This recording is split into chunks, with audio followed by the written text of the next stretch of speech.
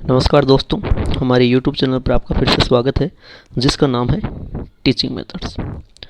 दोस्तों, आज हम देखेंगे शिक्षा मनोविज्ञान के 15 अति महत्वपूर्ण प्रश्न। तो चलते हैं पहले प्रश्न पे। पहला प्रश्न है मित्रों कि संकेत अधिगम के अंतर्गत सीखा जाता है। देखिए, संकेत अधिगम जो है वो मित्रों गेने ने दिया था। गेने ने जो अष्टपदी की सोपान दिया था, है ना, उसमें जो संकेत अधिगम है वो सबसे पहले लिखा जाता है। लेकिन वो जो संकेत अधिगम है वो सबसे निम्न स्तर का है मित्रों, ठीक है, ये याद रखना। इसमें देखिए किस तरीके से सीखा जाता है, मनोदैहिक, पारंपरिक अनुकूलन, वातावरण या वंशानुगत। तो मित्रों जो संकेत अधिगम है इसमें पारंपरिक अनुकूलन से सीखा जाता है। क्यों? क्योंकि देखिए संकेत अधिगम सिद्धांत में बताया गया है कि यह पावलोव के शास्त्रीय अनुबंधन सिद्धांत से रिलेटेड है ना, पावलोव के शास्त्रीय अनुबंधन से, है ना। तो पावलोव ने क्या बताया उसमें कि जो प्राणी है वो संकेत या कह सकते हैं उद्दीपन या उद्दीपन या उत्तेजना को देखकर इसमें वांछित प्रतिक्रिया देता है, और इस प्रकार संकेत अधिगम के अंतर्गत पारंपरिक अनुकूलन से सीखा जाता है। तो मित्रों इस प्रकार आपके जो पहला प्रश्न है वहाँ पे विकल्प नंबर 2 बिल्कुल सही हो जाएगा। आगे चलते हैं प्रश्न संख्या 2 पर। प्रश्न संख्या 2 है मित्रों कि गोलमैन, मेयर एवं सेलोवी का नाम जाना जाता है सामयिक बुद्धि के लिए, व्यक्तित्व मापन के लिए, बुद्धि परीक्षण के लिए या मूल्यांकन उपगम के लिए। तो देखिए इनका नाम है वो सामयिक बुद्धि के लिए जाना जाता है मित्रों। सामयिक बुद्धि यानी संवेगों पर नियंत्रण पाने की जो बुद्धि है वो सामयिक बुद्धि है। तो देखिए अगर पूछे सामयिक बुद्धि शब्द का प्रतिपादन सबसे पहले किसने किया है, अगर शब्द का प्रतिपादन पूछे मित्रों तो डेनियल गोलमैन का नाम आएगा। जबकि मेयर और सेलोवी ये यूएसए के मनोवैज्ञानिक थे मित्रों, है ना।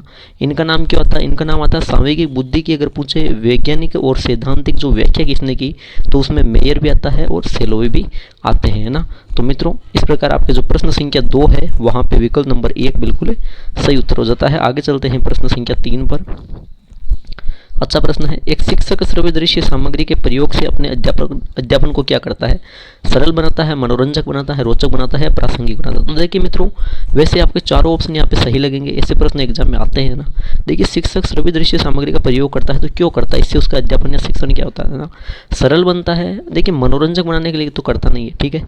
अब देखिए सरल, प्रासंगिक या उचित तो ये भी हो सकता है, लेकिन सबसे बेटर रहेगा कि श्रव्य दृश्य सामग्री का प्रयोग करने से मित्रों जो देखिए बालकों की विषय वस्तु के प्रति जो रुचि है वो रुचि जागृत होती है ना।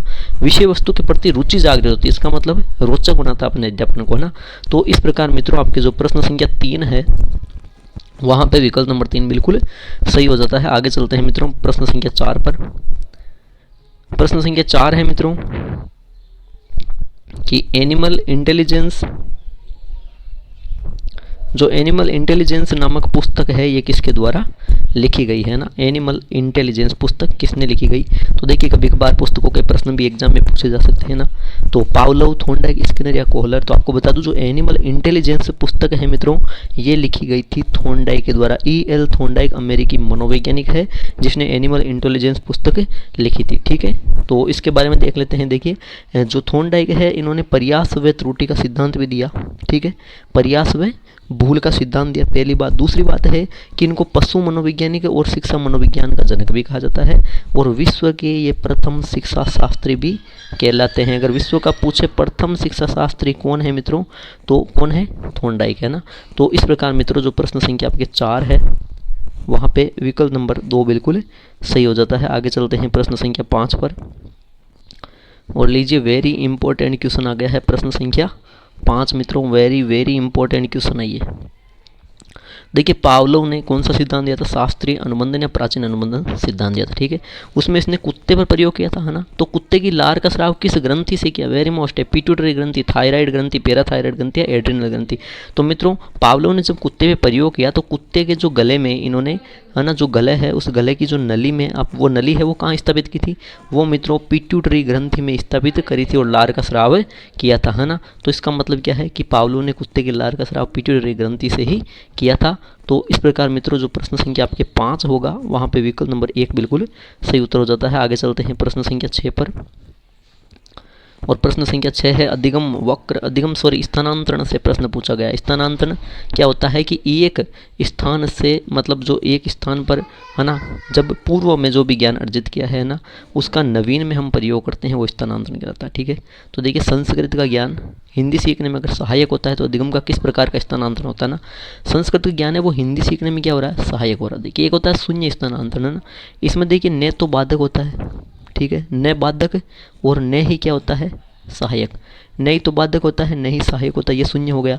नकारात्मक में क्या होता है, बाधक होता है मित्रों, है ना, बाधक होता है, एक जगह जो ज्ञान अर्जित किया वो दूसरे में काम नहीं आता, बाधक होता है नकारात्मक। जबकि सकारात्मक में कौन सा होता है मित्रों, सकारात्मक में सहायक ज्ञान हो जाता है। यानी अगर किसी ने साइकिल चलानी आती है किसी को, तो वो मोटरसाइकिल चलाना सीख जाता है, तो ये सकारात्मक स्थानांतरण हो जाता है। तो उपयुक्त सभी यहाँ पे नहीं होगा।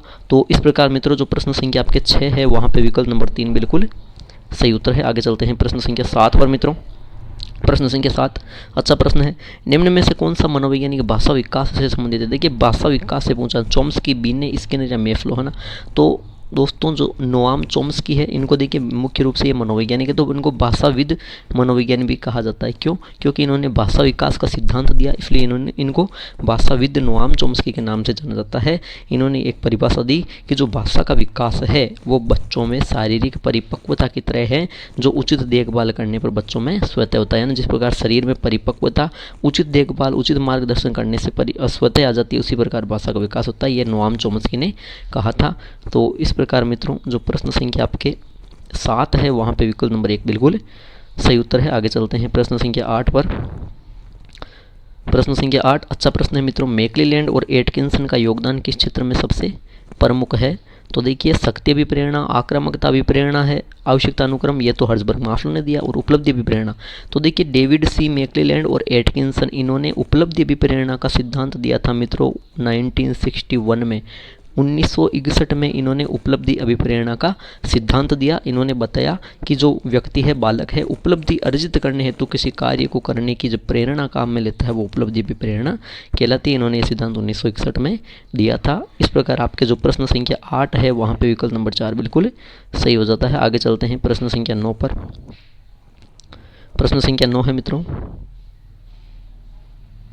कि उपमा के आधार पर किया जाने वाला तर्क को क्या कहा जाता है। देखिए तर्क कल्पना चिंतन का आपके रीट में न्यू टॉपिक है ना, आपको पता है रीट में जो न्यू टॉपिक है, तो इस टेस्ट में आपके वो वहाँ से भी प्रश्न बनाए गए हैं। तो मित्रों उपमा के आधार पर जो तर्क होता है वो किस प्रकार का तर्क है ना, आगमनात्मक तर्क, सादृश्यवादी, आलोचनात्मक या निगमनात्मक तर्क। यह तर्क इतने प्रकार है। तो देखिए सारों को पढ़ते हैं। आगमनात्मक तर्क क्या होता है, आगमनात्मक तर्क में जो दिए हुए तथ्य हैं, दिए हुए तथ्यों में अगर नए तथ्य जोड़कर ना, दिए हुए जो फैक्ट्स हैं उनमें न्यू फैक्ट्स जोड़कर जब तर्क किया जाता है वो आगमनात्मक तर्क कहलाता है। और जो निगमनात्मक तर्क है ना, इसमें दिए गए तथ्यों के आधार पर ही निष्कर्ष पहुंचाया जाता है ना। दिए गए जो तथ्य हैं उन्हीं पर काम करके जो निष्कर्ष पर बालक पहुंचता है, परिणाम पर पहुंचता है, वो निगमनात्मक तर्क कहलाता है ना। अब एक बचा आलोचनात्मक तर्क। तो इसमें होते हैं गुण दोष की परख करना ना।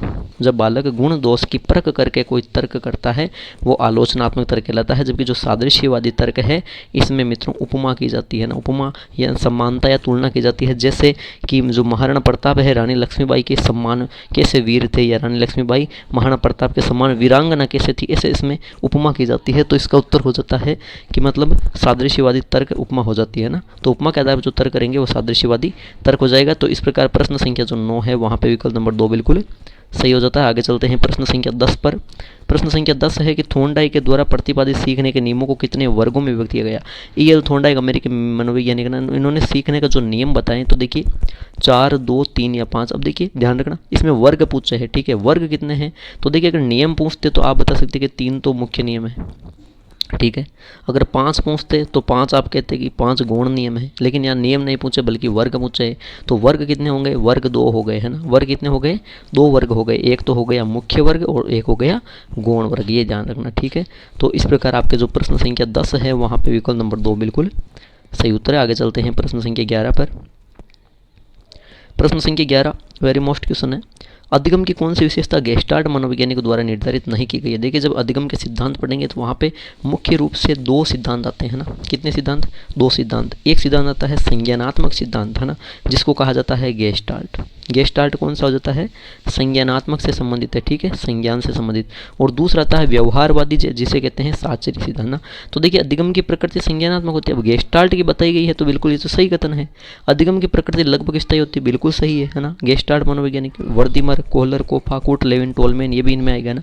सूझ ही तो बताइए, गेस्टाल्ट मतलब क्या है, गेस्टाल्ट सिद्धांत अंतर्दृष्टि सिद्धांत जिसमें सूझ होना जरूरी है, तो सूझ के लिए समस्यात्मक परिस्थिति का होना आवश्यक है, ये भी ठीक है ना।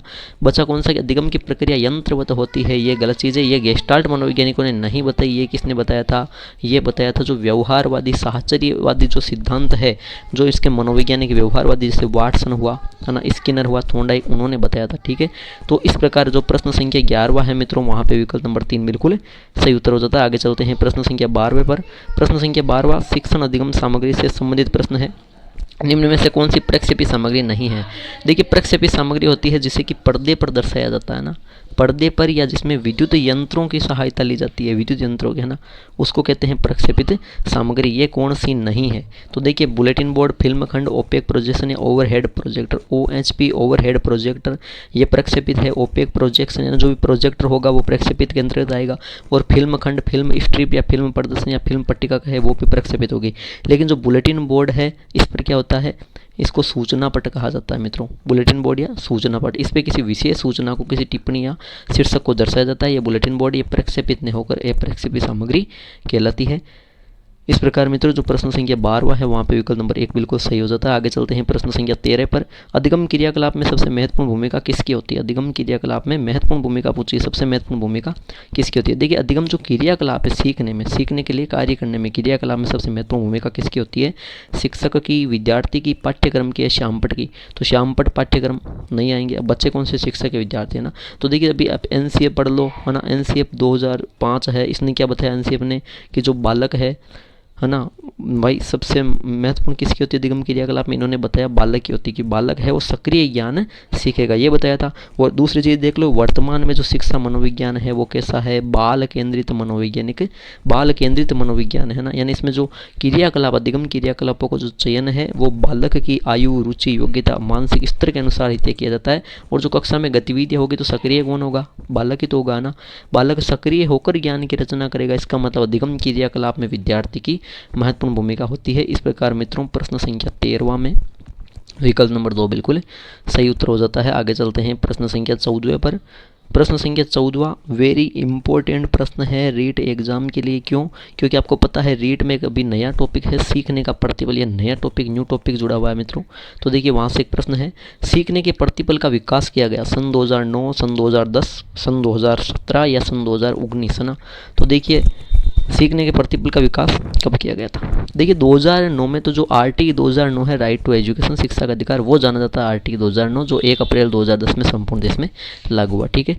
इस RTE 2009 को ही NCERT ने, है ना, NCERT ने संबोधित करने के लिए सन 2017 में सीखने के प्रतिफल का विकास किया था, ठीक है। तो इसका उत्तर 2017 हो जाएगा। तो इस प्रकार मित्रों जो प्रश्न संख्या आपके 14वां है वहाँ विकल्प नंबर 3 बिल्कुल सही हो जाता है। चलते हैं आगे 15वें प्रश्न पे। 15वां प्रश्न है कि निम्न में से कौन सा वृद्धि एवं विकास का प्रथम चरण है। बाल विकास से प्रश्न है, वृद्धि और विकास का सबसे पहला चरण कौन सा है, शारीरिक विकास, सामाजिक विकास, नैतिक विकास या मानसिक। तो मित्रों ध्यान रखना, सबसे पहले बच्चे का शरीर का विकास प्रारंभ होता है ना भाई, शारीरिक विकास होगा, उसके बाद की बातें हैं उसका मानसिक विकास हो, सामाजिक या नैतिक विकास हो, लेकिन सबसे पहले क्रम पे कौन सा आएगा, पहला चरण शारीरिक विकास होगा। तो इस प्रकार मित्रों प्रश्न संख्या आपके 15वें में विकल्प नंबर 1 बिल्कुल सही हो जाता है। तो मित्रों ये थे आज के शिक्षा मनोविज्ञान के 15 अति महत्वपूर्ण प्रश्न। आशा करता हूँ वीडियो अच्छा लगा तो बिल्कुल लाइक कीजिए, कमेंट कीजिए, वीडियो को शेयर कीजिए और हमारे यूट्यूब चैनल को सब्सक्राइब कीजिए। ठीक है दोस्तों, धन्यवाद।